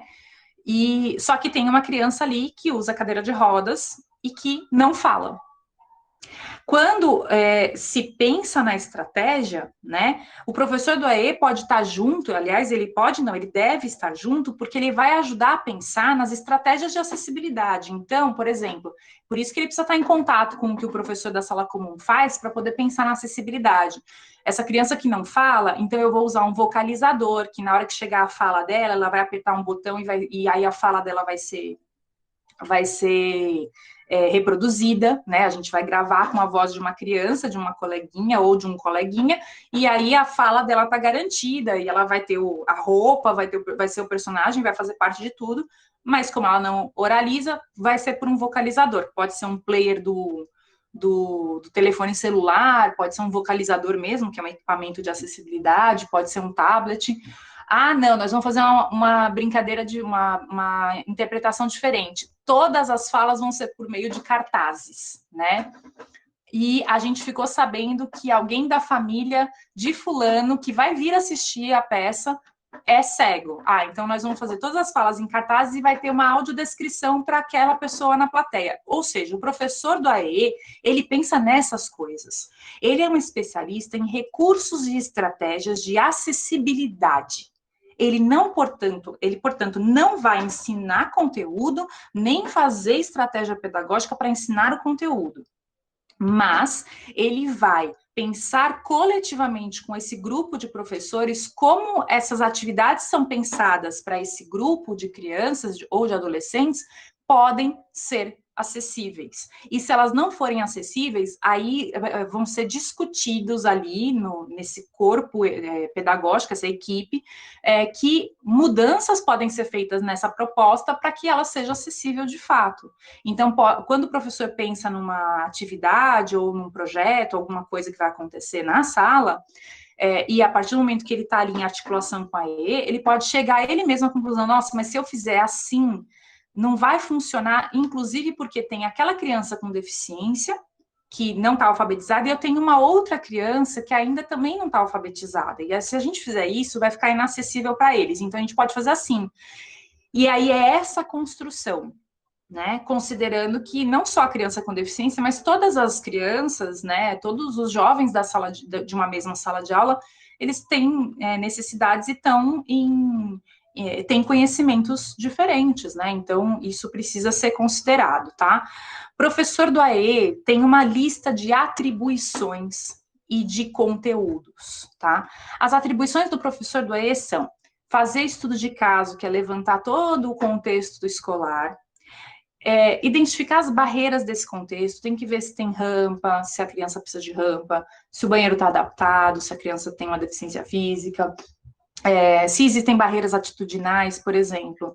Eu fui lá, eu, professora do AE, observei que a criança com deficiência, ela não consegue levantar a mão, ela levanta só um pouquinho a mão e a professora não sacou que essa é a forma dela chamar, né? Então, existe aí uma questão atitudinal, né? Então, eu preciso conversar com a professora, olha, vamos fazer um jeito de que, deixa ela mais perto de você, porque ela não consegue levantar muito a mão, então você não consegue ver que ela está te chamando, tal. Então, barreira comunicacional, a criança não fala, precisa de cartão de comunicação alternativa, a criança é surda, precisa de libras, a criança é cega, precisa do braille, ou não, ela é cega, mas não quer usar braille. Então, nós precisamos colocar acessibilidade no computador, ou no celular, ou nos dois, ou em tudo. Eu tenho um aluno surdo, mas ele não é usuário de Libras, eu não preciso de intérprete, porque ele faz leitura labial e ele usa... E ele também tem a língua portuguesa como a primeira língua dele, e ele faz leitura labial e é oralizado. Então, para ele tem que sentar pertinho, tem que articular bem, falar de frente. Então, essas orientações todas que têm a ver com o bem-estar do aluno, livre circulação, mobilidade, segurança para sair daqui e para lá, locomoção, precisa de organizar tudo isso, identificar as barreiras e pensar e prover os recursos de acessibilidade, essas são as atribuições do professor do AEE, e todos esses conteúdos que eu falei são conteúdos do AEE, Libras, Braille, tecnologia assistiva, comunicação suplementar alternativa, né?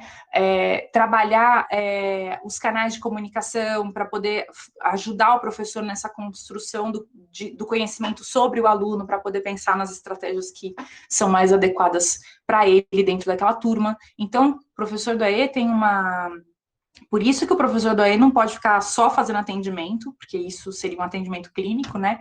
Ele trabalha no contraturno com o estudante para poder chegar mais perto do aluno para poder ter mais informação. Só que, basicamente, o trabalho do professor, ele está vinculado com a sala de aula. Então, ele precisa estar também no momento em que o aluno está na aula, ou seja, se ele vai para o AE de manhã, o professor do AE também tem que, durante a aula do aluno de manhã, poder olhar para ver como é que está o uso desses equipamentos e desses recursos que foram oferecidos, né? As relações, se ele está usando todos os espaços, se ele está participando, né? Então, para poder acompanhar as barreiras e também se esses recursos ofertados estão ou não funcionando, o professor do AE atende no contraturno o aluno, quando necessário, mas também e principalmente está lá nas reuniões pedagógicas, participando da construção daquele projeto inclusivo com a equipe.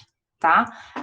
Então, o atendimento educacional especializado não se resume a atender o aluno no contraturno para consertar o aluno para ele dar menos trabalho para o professor da sala, porque muita gente tem essa expectativa, ele está dando trabalho, ele grita, ele faz isso, e na verdade, o trabalho do professor do AE não é ajustar o sujeito para ele não dar mais trabalho, né?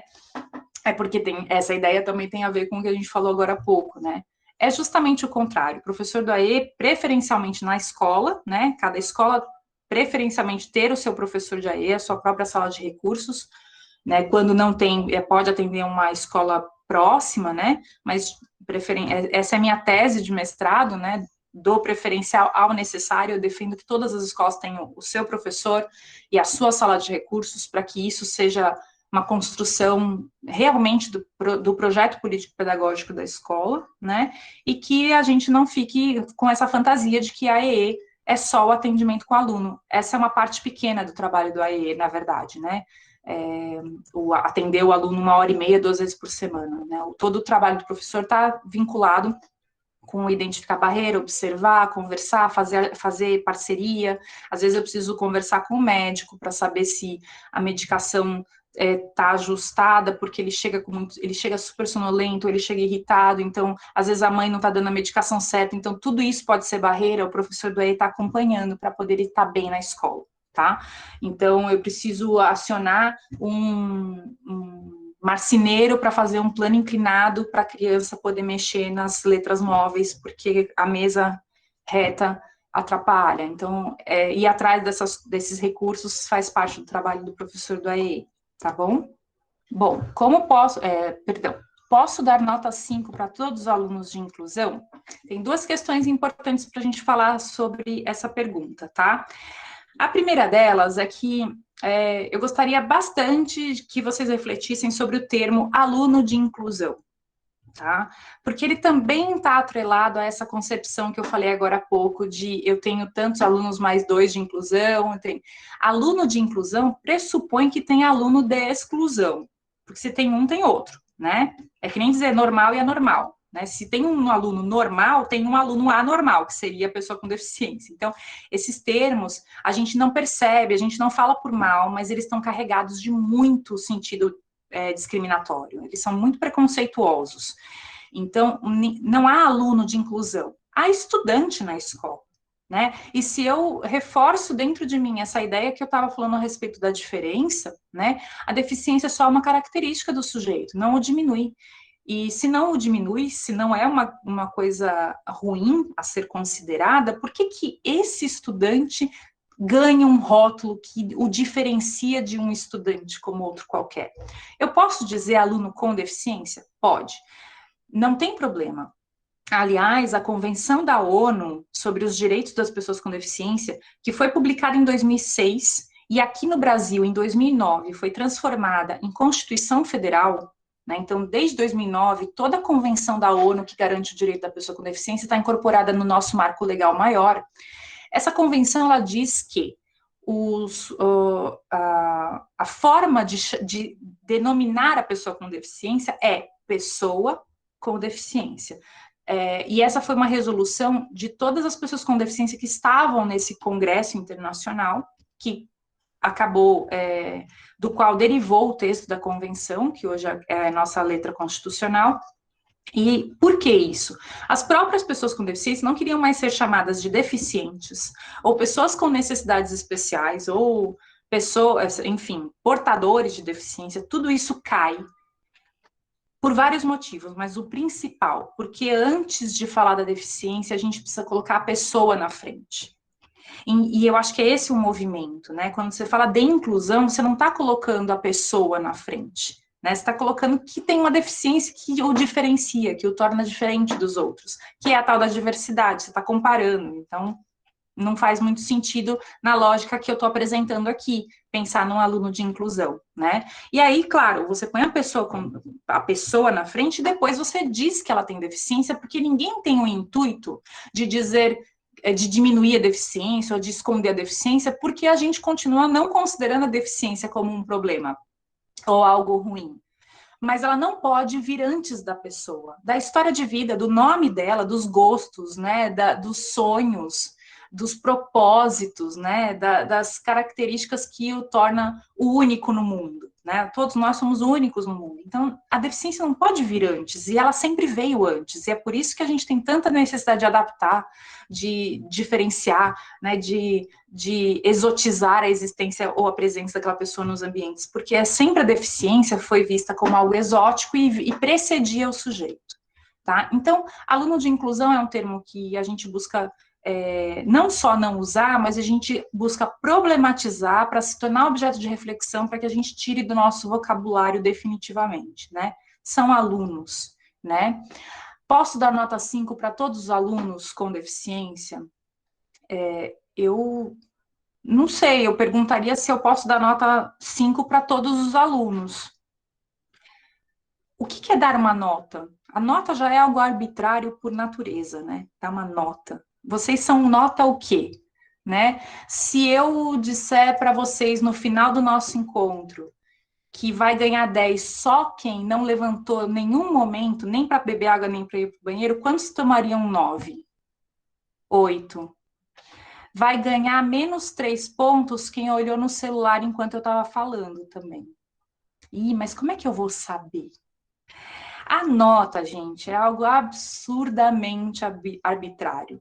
Ela é uma fantasia criada pelo sistema para a gente ter algum controle normatizador dos sistemas em geral. Mas a nota em si não faz o menor sentido. Né? Quantas vezes a gente categorizou um aluno e no fundo, aquela nota não representa aquela criança. Não representa a potência, mas mesmo assim vocês tiveram que dar porque foi o que ela entregou na tal da prova. A nota faz sentido se eu pensar na avaliação daquele jeito que eu falei agora há pouco. Numa avaliação hermética, que é sempre padronizada, que está baseada na leitura, na escrita, numa ideia pronta e acabada de pessoa, de conteúdo, de currículo, de escola, de prática pedagógica. A nota, para mim, é uma coisa muito louca. Né? Eu acho que o justo seria a gente pensar na construção de uma nota, já que a gente tem que dar uma nota, que levasse em consideração múltiplos instrumentos de avaliação, como eu já disse, né? Então, a prova poderia ser mais um, desde que a prova seja acessível, ou seja, se a criança não lê, não escreve, que ela possa, que alguém possa ler os enunciados e que algum escriba possa escrever a resposta dela, né? Mas também com múltiplos instrumentos para que eu possa, inclusive, incluir na nota do aluno a autoavaliação, que é algo que nós não sabemos fazer. Se eu perguntar para vocês, depois dessa nossa atividade, que nota vocês dariam para a participação de vocês? Como é que vocês vão? Vocês sabem dar uma nota para vocês? Que nota vocês dão como mães, como pais, para si mesmos, né? Que nota vocês dão para os seus filhos, para as pessoas com quem vocês convivem? Ah, meu chefe, que nota vocês dão para o chefe de vocês? Né? Isso é por isso que eu digo que a nota é uma coisa que me confunde muito e é muito arbitrária, porque a partir do que eu dou uma nota para alguém? Como eu posso dizer que alguém é nota 10, alguém é nota 0? A partir do quê? Então, eu acho que se a gente é obrigada a dar uma nota, que pelo menos eu tenha consciência de dar muitas oportunidades em diferentes situações e a partir de diferentes instrumentos para que o aluno coloque o máximo que ele pode de dar de si, né? Então, eu acho que a construção da nota, se eu for pensar em dar 5, só porque o aluno tem deficiência, isso é uma grave discriminação. Se eu for dar 5 para todos os alunos, porque eu estou com dificuldade de avaliar a todos, eu acho que é até mais justo pensar assim. Porque não é o aluno com deficiência que é o problema de eu avaliar. O problema está em avaliar. O problema está em avaliar para dar nota, e não para avaliar o que o aluno sabia, o que ele sabe agora e o que eu preciso fazer para ele continuar sabendo mais. Eu avalio para dar nota ou avalio porque faz parte do processo pedagógico eu acompanhar o desenvolvimento desse estudante de várias maneiras para poder essa avaliação me dar subsídios para eu continuar fazendo bem o meu trabalho. Se essa avaliação é só para dar uma nota, faz sentido, sei lá, dar 5 para todo mundo. Qual é a média? Se 5 todo mundo passa, eu daria 5 para todo mundo. Entende? Então, assim, porque aí esse seria justo, né? Eu não estou lidando com a diferença de um ou de outro para pensar na nota, né? Agora, se eu faço um processo de avaliação como um processo, como uma parte processual do desenvolvimento pedagógico, aí eu acho que eu não preciso pensar quanto que eu dou para um ou para outro, porque eu estou diversificando de maneira que, na produção escrita, o aluno teve tal desempenho, mas vamos lembrar do Diogo, que era autor de texto, não escrevia, mas era autor de texto, eu vou dizer que ele é 0 em redação. Como eu tenho coragem de fazer um negócio desse? Uma criança que chegou sem oralizar nada e que agora está esboçando as primeiras palavras e que, apesar de não falar, o professor do AEE fez bem o seu trabalho, ofertou pranchas e cartões de comunicação e ele consegue estruturar um texto a partir das imagens que foram dadas. Ele não fez a construção textual a partir de uma construção imagética? Textos não verbais também. Então, a gente também precisa estudar um pouco mais sobre o que é leitura e o que é escrita, para poder pensar em avaliar melhor os nossos estudantes. Então, será que, se a gente fosse fazer uma prova sobre aquisição da língua escrita, né, diferentes linguagens, né, diferentes formas de aprendizado, será que todo mundo aqui seria 10? Pergunto eu. Essa que é a questão. Eu acho que, enquanto a gente não discutir o que a gente vem fazendo sempre, tudo igual, de um ano para o outro, de um ano para o outro, a gente acaba tendo muita dificuldade mesmo de pensar na inclusão, porque a gente não repensa a escola, né? Então, eu acho que se a gente é obrigado a pensar na nota, a gente é obrigado a pensar em como a gente obtém essa nota. E aí tentar ser o mais justo possível. Honestidade na hora de avaliar essas crianças, sabe? Assim, justiça e honestidade. Não é possível uma criança receber um 0. Eu fico indignada quando eu vejo que alguém recebeu um 0. Isso denuncia um processo de avaliação absolutamente arbitrário, indigno, desumano, injusto, porque ninguém é 0. Não acredito que alguém possa ser 0. E se alguém se acha no direito de dar 0 para alguém, 0 para quem deu 0, sabe? Porque não é possível. Não é possível dizer que um sujeito entra numa escola, convive com pessoas, entra em contato com conteúdo, tem uma professora ali ou um professor dedicado, tem um coordenador pensando nas coisas e não aconteceu nada com aquele sujeito.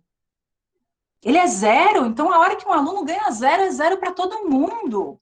Foi todo mundo por água abaixo, todo mundo fracassou. Não existe aluno 0, né? E não existe alguém que não esteja aprendendo. Talvez a gente esteja com dificuldade de saber o que esse aluno aprendeu, né? E quanto mais diversificadas sejam as formas que eu apresento conteúdo, dou as atividades e faço as avaliações, mais chances vocês vão ter de descobrir coisas incríveis. Faz o seguinte, pega... Em vez de ficar dando essas provas, essas atividades, todo mundo enfileirado, né? Se liberta, dá atividades em grupo, propõe os projetos, pega o seu caderninho, pega o seu celular, grava as conversas das crianças, enquanto você deixa o seu gravadorzinho ali no play, num grupo, e vai observar o outro e anota o que você está ouvindo. Presta atenção nas interações, nas explicações, porque uma criança pode ter tido dificuldade na prova de explicar um conteúdo, mas na hora que ela estava do lado do coleguinha, ela falou, não, pega aqui, ó, porque aqui dá 2. Nossa, ela sabe fazer essa operação, só que alguma coisa na prova não foi acessível para ela, mas ela sabe. Registra isso. Isso aqui tem que ser parte da avaliação da nota dessa criança, né? E a hora que você se liberta desse papel de ficar, senta, presta atenção, abre o livro, né? E você faz propostas em que as crianças estão trabalhando com autonomia, a partir de projetos que são do interesse delas, dentro do conteúdo que está programado, e que você tem a intenção de ensinar, você está ali solto, livre, para poder circular. E se tem uma criança com deficiência ali, que precisa de um apoio, por exemplo, porque ela não se mexe, né, e ela precisa de um apoio, as crianças também podem estar implicadas nesses apoios, né, essa ideia de que precisa do cuidador para ficar que nem uma sombra atrás das crianças, isso também é um ato discriminatório, né, e que envergonha. Quanto mais a criança vai crescendo, mais envergonhada ela vai ficando de ficar com aquela sombra, né? Onde ela vai, ou com quem ela tá, tudo tem uma sombra atrás dela. Vocês queriam isso para vocês? Duvido, né? Então, por que a gente impõe isso para a criança só porque ela tem deficiência, né? Como se a gente estivesse dizendo o tempo todo, você não tem competência para estar aqui, você precisa de alguém grudado em você. E aí vocês pegam esse recurso humano que está pendurado na criança, se ele está lá, tira das costas da criança, deixa a criança em paz e pede também para acompanhar os outros, né? Então, auxiliar o estagiário para poder pensar na fluidez dessa aula. Ó, presta atenção, anota o que as crianças estão conversando aqui, eu estou prestando atenção acolá. Esse diário de bordo, esse registro, putz, olha o que essa molecada construiu com esses materiais que eu dei a partir dessa provocação do conteúdo aqui. Fotografa. Que nota você compõe? Essas crianças todas estão participando daquela produção. Por que eu ignorei isso para pensar na nota, né? Então, eu acho que essas questões, elas esbarram de novo no começo da minha fala, né? Estamos pensando em como a gente está ensinando e para que a gente está ensinando e para quem, né? Se a gente não refletir sobre isso, a gente não vai muito longe, não é só na inclusão, não. A gente não vai muito longe na qualidade do ensino para todos, né? A Gina está dizendo, mas quando a gente toma consciência já é um começo. Então tá bom, é isso aí. Eu também acho, né? Tudo parte da. Eu espero assim que a diferença em vocês, a partir da nossa conversa também, vocês nem tenham condições de saber o que vai mudar em vocês. É isso que é a vida e é isso que é a diferença. É cada livro, cada conversa, cada encontro, cada aula, né? A gente diz que cada aula é um acontecimento. Os encontros que a gente tem com as crianças, com os estudantes, com os nossos colegas de trabalho nas reuniões, são acontecimentos e eles vão nos modificando, né? E aí a gente não tem nem condição de saber o quanto isso tudo nos modifica, né? Nos diferencia de nós mesmos. E quando a gente vai ver, a gente já está operando numa outra lógica, pensando de outra forma. Isso é que é legal, né? A gente está sempre aprendendo, isso é intrínseco de todos os seres humanos, isso não é, e não é diferente com uma pessoa com deficiência, né? Lembra, a humanidade vem antes de qualquer condição ou rótulo, portanto, se aprender, se desenvolver, ser capaz de ser capaz é algo do ser humano. Como nós vamos dizer que isso não funciona, que não se aplica também a quem tem deficiência, né? Seria muita arrogância e muita maldade, né? Crueldade a gente imaginar que a pessoa com deficiência não tem a mesma capacidade de ser capaz que todos temos, né? Então, isso é o básico, a gente compreender a potência de todos os seres humanos, né? Vamos ver. Como avaliar o aluno de inclusão? Já falei de inclusão, a gente tira, então, esse termo do nosso vocabulário. A avaliação, eu falei bastante, né? O aluno é autista e não fala, o que vou fazer com ele em sala de aula? Eu dei alguns exemplos, né, da questão do autismo, tem que ver se, o AE, nesse caso, tem que ver se esse aluno vai se beneficiar da comunicação suplementar alternativa, né, e lembrando, a fala não é a única forma de expressão do ser humano, né, então, muitas vezes, quando uma criança chora, ela está dizendo que ela está com fome, né, um bebezinho. Quando você está irritado, você olha para o lado, faz uma cara feia, você não precisou falar, seu filho entendeu, e vou ficar quieto. Então, assim, a gente precisa abrir mais a nossa percepção, né, e explorar as múltiplas maneiras que o ser humano tem para comunicação e expressão, né, são muitas, e a gente fica focado em 3, né, principalmente na fala, na visão, né, na escrita, né, falar, ler, escrever, essas coisas todas, e a gente aí perde a oportunidade de entrar em contato com o que tem de mais precioso nos nossos estudantes, né, então, o autismo não é um problema, né, eu acho que é essa questão da gente pensar nos diferentes recursos, tá? A aluna com síndrome de Down não entende o conteúdo que estou dando para a classe. Então, eu acho que também eu dialoguei bastante com essa ideia, né, de que o conteúdo, ela não entende o conteúdo ou ela está acessando um conteúdo e está sendo exigido coisas que ela não vai entregar porque ela não vai fazer essa entrega do jeito que está se esperando, pela escrita, pela leitura, né? Então, assim, como que ela se relaciona com o conteúdo? Então, acho que essa pergunta aqui, a gente eu também dialoguei um bocado com ela, né? Assim, não é uma questão de entender o conteúdo, como é que você está apresentando o conteúdo e como você está avaliando o que ela sabe sobre a relação dela com o conteúdo, né? Eu tenho 28 alunos na sala e 45 minutos de aula. Ou eu dou atenção para o aluno com deficiência ou para o restante da sala. Então, de novo, essa separação, este aluno como um problema, como alguém que demanda algo diferente, e o resto como o andar da carruagem, como sempre foi. Essa dissonância, né, como se fosse algo que se contraste, né, a presença do aluno. Eu agradeço a presença de todos vocês. Espero que tenha sido um momento de reflexão. Sei que a gente não tem nada assim. A proposta foi um momento de reflexão, de nós conversarmos um pouquinho. Eu sei que estamos num sistema que tem muita coisa para mudar, né? Falar de inclusão, falar de diferenças não é um assunto, às vezes, tão simples, mas eu acho que a gente precisa ter essa reflexão no começo.